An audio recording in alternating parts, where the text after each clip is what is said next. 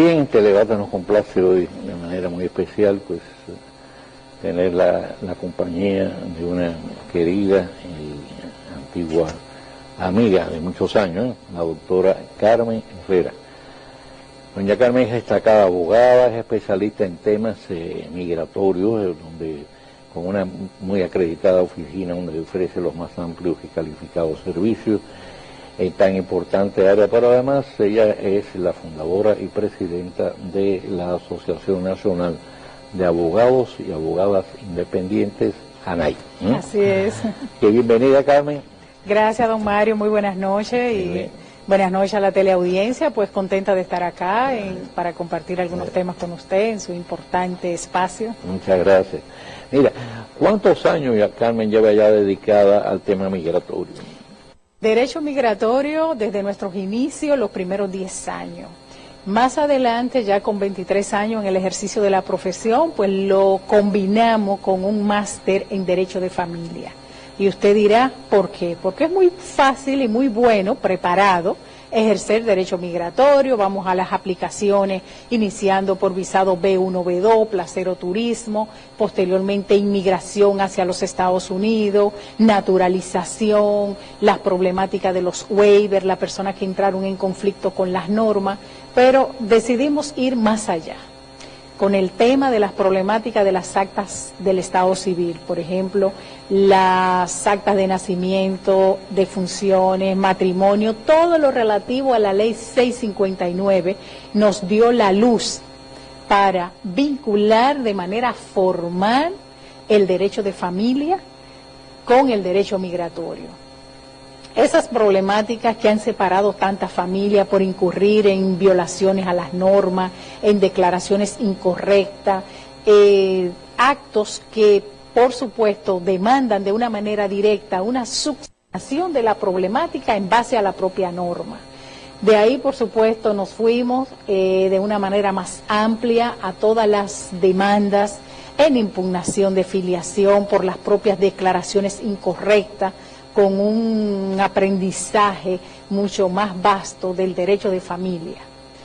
De igual manera, llega en el año 2003 el nuevo Código de Protección a Niños, Niñas y Adolescentes, o Ley 13603, que de una manera directa vincula y establece ese derecho de familia tan precioso para manejarlo y proteger precisamente a todos los niños, niñas y adolescentes en conflicto con la norma o en peligro, tal y como lo establece el Código, la protección especial, las garantías, la protección de esos derechos fundamentales. Entonces nos dijo, ciertamente la preparación amplia del derecho de familia para un ejercicio oportuno e idóneo del derecho migratorio es una necesidad.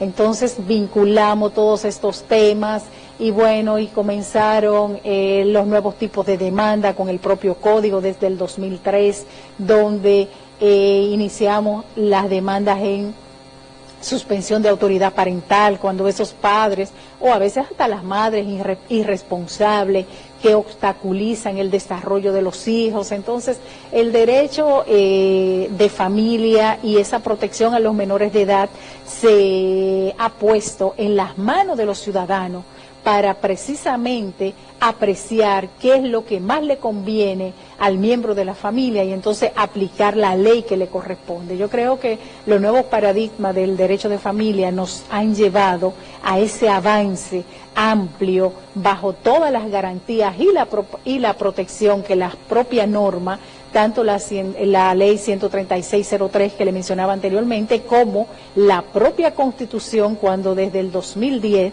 ya nosotros entramos en una carta magna amplia, garantista de ese catálogo de derechos fundamentales, donde trae de una manera precisa todo lo relativo a los derechos de la familia. En ese artículo 55 que vamos a ver varios acápites donde precisamente comienza definiendo la familia, esos derechos y posteriormente el matrimonio. Entonces precisamente ese derecho de familia nos ha puesto en el posicionamiento idóneo para que el derecho migratorio se fortalezca, pero en base a las normas y en base a las legalidades, que es donde hemos querido llegar para concienciar a las familias de que tienen que incoar el procedimiento que le corresponda, los tipos de aplicaciones, los tipos de demandas en los casos que son necesarias,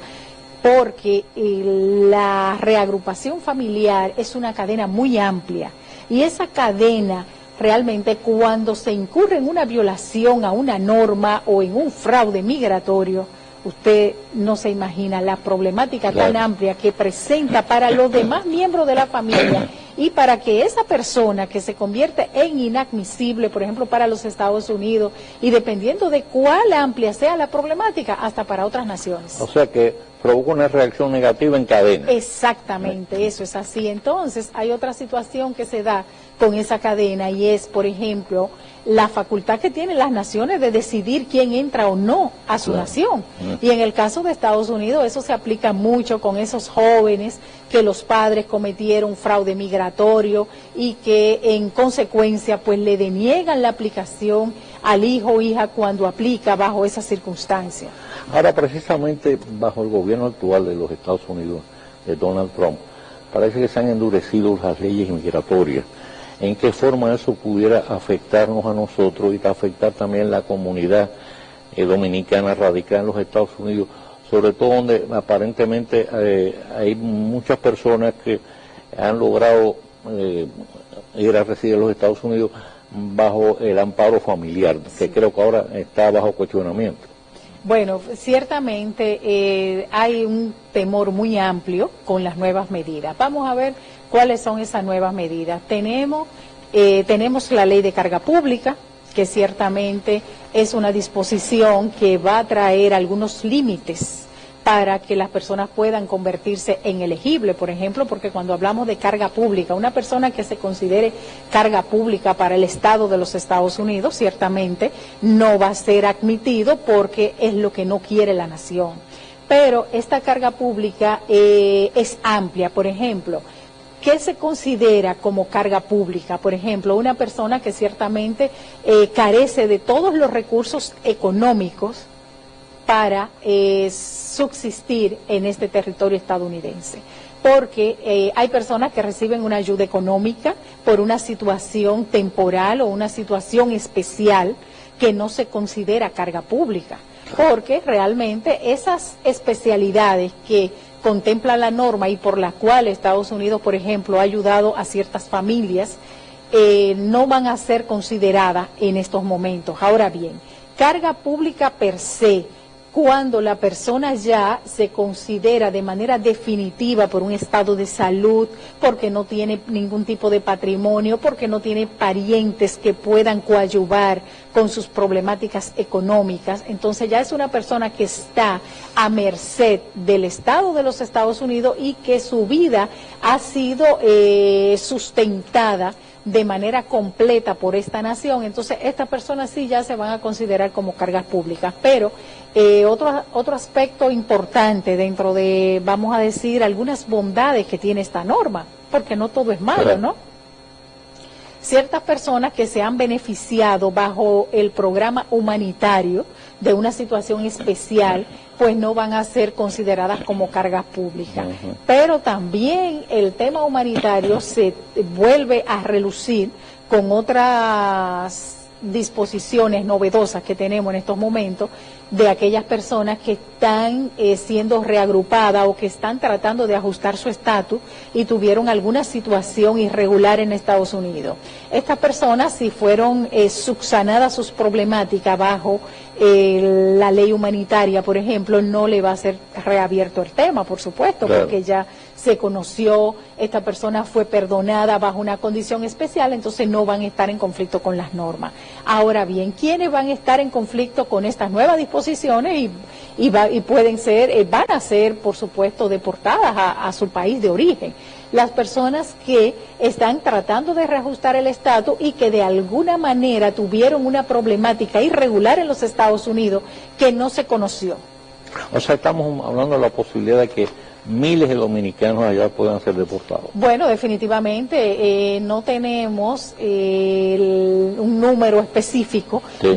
de cuántas familias pudiesen estar conociendo su ajuste de estatus y estar en los Estados Unidos bajo situaciones, condiciones fraudulentas que no se conocieron con su arribo a los Estados Unidos ni con su verificación del expediente, y que en estos momentos, bajo esta nueva disposición, ¿qué establece la nueva disposición, por ejemplo, para los oficiales de inmigración que van a citar? Las personas van a ser citadas mediante una forma especial, que es la 862, para ir frente a un juez de inmigración. Podrán asistirse de un abogado y plantear cuál es su situación. Entonces, ¿quiénes van a estar en conflicto con la norma? Precisamente, si usted llegó a los Estados Unidos bajo una condición fraudulenta, esa condición fraudulenta se va a dilucidar en esta reapertura, vamos a decir, Claro. el conocimiento de su propio caso, y entonces, por supuesto, si no tiene un atenuante para demostrar que no fue usted que cometió esa irregularidad, que fue por tal situación, etcétera, entonces esta persona obviamente en su momento se va a seguir conociendo su caso, se va a deportar. Y otra cosa que trata la propia norma es la agilización del procedimiento de la deportación. Naturalmente eso se resuelve por vía legal, por los Sí, tribunales. claro que sí, todo, e incluso el propio conocimiento son los casos que están bajo el Departamento de Inmigración de los Estados Unidos, que están siendo depurados, investigados en estos momentos, y que la norma lo que dispone es una agilización del caso, la facultad para que los jueces puedan decidir en los casos de fraude migratorio, de que la persona realmente tiene una acusación que no puede demostrar inocencia ante la misma, entonces que puedan tomar una decisión rápida. Ya los procesos de deportación no se van a conocer en tiempos muy amplios, que esto permitía que las personas que estaban siendo parte de un proceso, pues un propio juez pudiese emitir una orden de suspensión de la deportación en tanto se seguía conociendo el caso, si la persona demostraba que iba a presentar documentos probatorios de que no había cometido tal situación o de que podría salir exculpado de una situación, pero ya no, realmente se van a conocer en un tiempo más corto, expedito, y esto va a facilitar que, por ejemplo, Estados Unidos va a tener menos costes en los procesos de deportación, en los juicios migratorios, que se conocen, todo el mundo sabe que se conocen de una manera distinta a los países de la comunidad latina. Por ejemplo, tienen unos tribunales de inmigración donde se presenta el caso y por cualquier situación, pruebas y lo que sea, existen las formas de los aplazamientos o de las decisiones provisionales, pero ya con este suprapoder que realmente se le da a los jueces con esta nueva disposición, se va a conocer de una manera expedita el proceso, y esto es la desventaja para las personas que están en conflicto con las normas y la ventaja para Estados Unidos en cuanto en términos económicos se refiere. Doctora, en la oficina suya, lógicamente me imagino que el grueso de las solicitudes de ayuda, en este caso de orientación, son hacia los Estados Unidos. Pero tengo la seguridad que también se atiende casos de solicitudes para otros países. Así es. En relación a los Estados Unidos, al estatus migratorio de los Estados Unidos, las exigencias de los Estados Unidos en relación con otros países, ¿las de los Estados Unidos son más rígidas, más estrictas? Bueno, definitivamente lo que son los arraigos económicos y morales, tanto Estados Unidos como Canadá, Panamá y España lo exigen de una manera amplia. En el caso, por ejemplo, de Panamá, vimos ahora que va a tener unas disposiciones un poco más flexibles para el otorgamiento de los visados en términos de los plazos, porque, por ejemplo, nosotros que realizamos muchas actividades académicas de la asociación en Panamá y esto, a veces en un año viajamos 2 veces, y generalmente había que aplicar para el visado en las 2 ocasiones. Ahora no, ahora ellos van a establecer un sistema que te puedan otorgar un visado más prolongado de 1 año o 2 años. En el caso de España, la solvencia económica y la solvencia moral, yo diría que es exactamente igual como le establece la ley 212 de los Estados Unidos, porque son naciones que se basan en esas garantías del retorno, en lo justificativo de la estancia. O sea, cuando usted va hacia los Estados Unidos o cuando va hacia España, cuál es su propósito del viaje. Si no justifica los recursos para placer, turismo o una aplicación de corta estancia, como se denomina ante la ley de extranjería española, pues este ciudadano no va a ser elegible para el otorgamiento de visado. Vamos a hacer una pausa, un toquenoizo y regresamos. ¿Cómo no?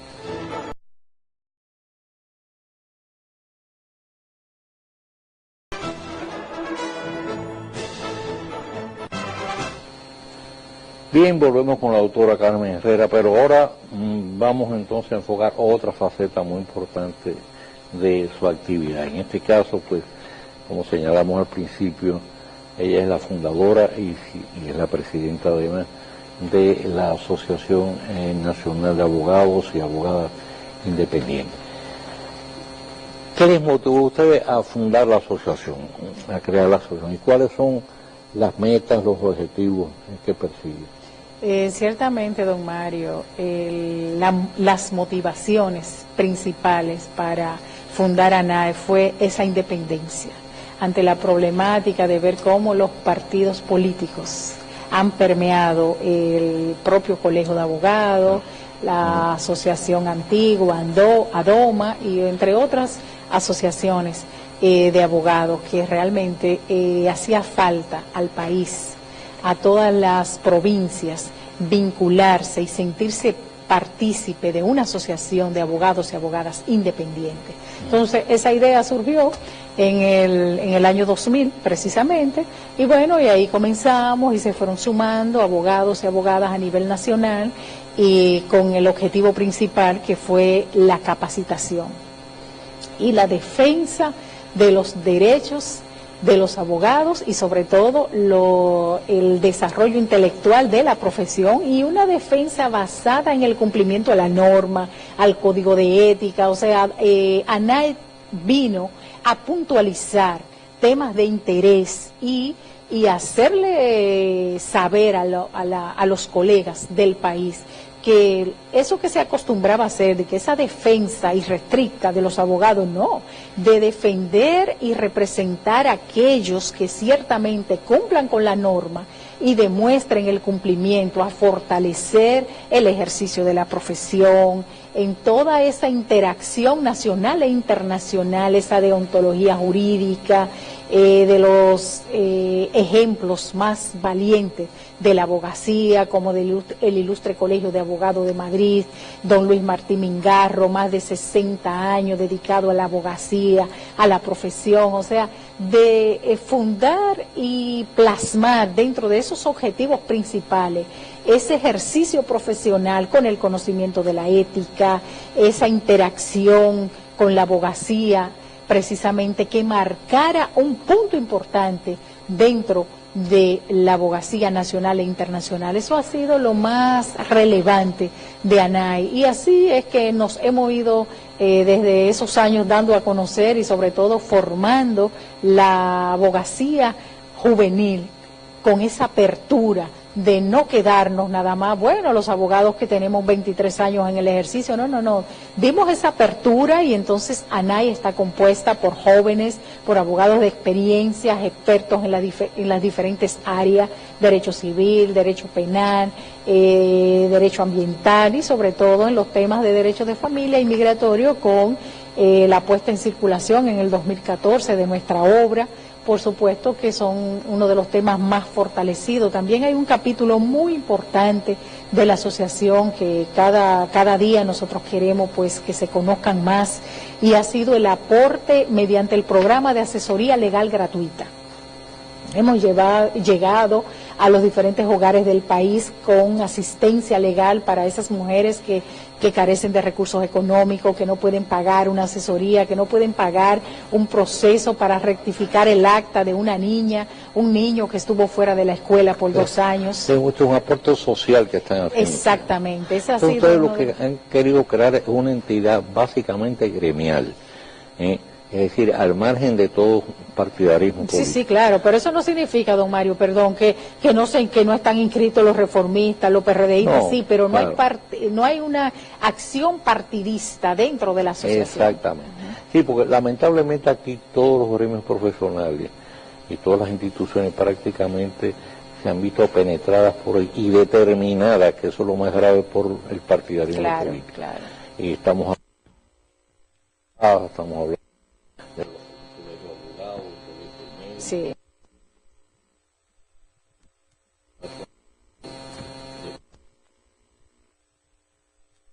Entonces, pues, lo que han querido crear es una asociación básicamente que represente los intereses de los abogados, al margen de todo partidarismo político. Una asociación por donde cabe todo el mundo, independientemente de las preferencias partidarias que puedan tener. Claro, porque así se garantiza la asistencia a los necesitados. Correcto. A las familias que necesiten ser parte de ese programa, beneficiarse de ese programa de asistencia legal gratuita, y los abogados a nivel nacional, pues capacitarnos, seguir en esa interacción, por ejemplo, en los coloquios jurídicos, que generalmente hacemos uno al mes, con un tema de importancia, por ejemplo, ahora con alguna ley que se esté conociendo, pues nosotros hacemos algunos debates en el tema, y esto garantiza pues la capacitación actualizada que hay que tener, por ejemplo, para cualquier tipo de defensa en las áreas diversas que manejan los colegas dentro de la asociación. ¿Tiene muchos asociados? Sí, a nivel nacional pues tenemos más de 30 secciones seccionales del país, pues la representación de una gran parte de la abogacía dominicana. Sí. Bien, y entonces veo que ustedes ponen mucho énfasis también en el aspecto ético del ejercicio. Sí, sobre esa parte hemos trabajado mucho, porque precisamente ante un órgano rector desde los años 85, que se encargara de darle seguimiento a las personas que estaban en conflicto con las leyes, de que abusaban, de que cometían algún tipo de estafa contra ciudadanos. Entonces nosotros quisimos comenzar por esa capacitación para educar un poco más sobre esa responsabilidad que tiene el abogado frente a su cliente, de que, bueno, el abogado realiza una gestión de medios, claro, pero tiene que ser, establecer honestidad en el tipo de trabajo que usted va a aceptar, porque todos los casos no se toman. Correcto. Desde ahí comienza la honestidad, la dedicación, y que por supuesto esa vocación tiene que estar presente en cada actividad, pero por supuesto de una manera transparente y clara, donde su cliente se sienta en confianza, entienda su responsabilidad, pero sobre todo que se establezca bajo el contrato de honorario y ese mandato de poder de autorización, pues como está establecido, se entienda entre las partes qué es lo que se busca, porque estamos muy acostumbrados a ver el cliente disgustado porque, bueno, no me dijo que esto iba a pasar así, no me plantearon bien clara la situación. Entonces, de ahí comienza la honestidad. Desde ese primer encuentro, desde ese apoderamiento, las cosas tienen que establecerse de manera clara. El cliente tiene que saber si tiene posibilidades de acuerdo a cuál ha sido su interés en iniciar un proceso, y que todo quede plasmado dentro de esta autorización para que las partes puedan sentirse dentro de esa confianza y honestidad. Ahora, los resultados los va a decidir siempre un juez. Claro. Depende de cuál es la situación, porque por ello nosotros en ANAI también hemos dado mucha apertura a la mediación, al arbitraje. De hecho, hay un capítulo muy importante dentro de ese fortalecimiento académico, y en el 2015-2016 viajamos y trabajamos más de 36 abogados a nivel nacional con la Suprema Corte de la Florida, y ya la República Dominicana por ANAI cuenta con 40 árbitros. Muy bien. Sí, certificado por la Suprema Corte de la Florida, y esto ha traído pues más conocimiento en esta materia tan importante, de que todo no debe de ser los tribunales, pero se necesita esa culturalización del arbitraje, de la mediación, que también están establecidas en nuestras normas, pero lamentablemente se conoce poco. Cada vez que voy a audiencia en los tribunales de familia acá en Gascue, pues paso a saludar por la sala de mediación, y la sala de mediación está vacía, casi siempre, porque las personas van muy poco a la mediación, y debe de divulgarse más. Son métodos alternos de solución de conflictos que las familias tienen que conocerlo para buscar una solución más afable dentro de una problemática. Correcto. Y si generalmente se divulgase más y se conocieran las ventajas de una mediación y de un arbitraje, los conflictos fueran menores en los tribunales, tuviésemos tribunales un poco más despejados. Entonces hay que trabajar más en esos temas que siguen siendo novedosos porque precisamente no se manejan de manera amplia, no llegan a las familias dominicanas para decir, bueno, tenemos un conflicto, vamos a iniciar una separación, se va a dar un divorcio, no lo podemos hacer por mutuo porque no estamos de acuerdo, pero vamos a ver si vamos a un proceso de mediación y qué puede salir de esa mediación. Entonces, para eso está ese departamento en el Tribunal de Familia, ahí al ladito de la 8ª sala. Entonces se necesita esa capacitación, esa interacción a nivel nacional y que la sociedad conozca más de que tenemos muy buenos abogados en el país y que porque a alguien le quede mal no todo está perdido, así que hay que confiar más. Nos queda apenas un minuto. ¿Hay demasiados abogados en el país?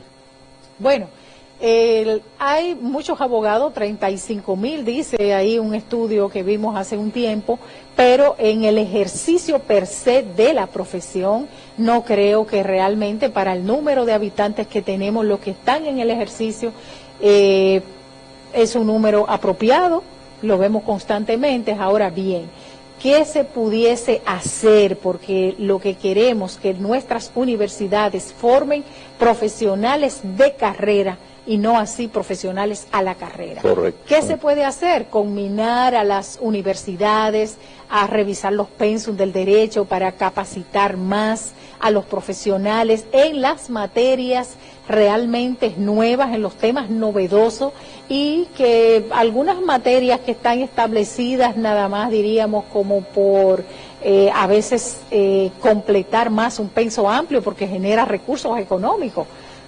Sabemos que la capacitación también es un negocio, claro. Entonces yo diría que es necesario una evaluación oportuna de ese negocio de capacitación y de esos profesionales que necesita la sociedad, y que entonces con la participación de la justicia per se, de las universidades, de ese tema tan amplio como es una capacitación oportuna para un grado profesional que sea más adaptado a la realidad, a las problemáticas y a esas ramas que necesitamos fortalecer.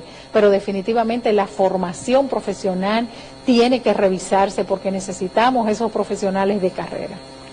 Doctora, muchísimas gracias por haber estado con nosotros. A ustedes y a usted especialmente por querer llevar a las familias dominicanas estas informaciones precisas, y es bueno saber que las familias que estén en conflicto pueden contactar a los abogados de ANAI para una representación gratuita dependiendo de las circunstancias. Y bueno, como una primicia, pues podemos adelantar que la doctora nos va a enviar con la frecuencia requerida, pues, unas cápsulas de orientación sobre temas migratorios. Así es. Que va a ser un servicio especial que le vamos a brindar a los amigos televidentes. Claro. Muchísimas gracias, Carmen.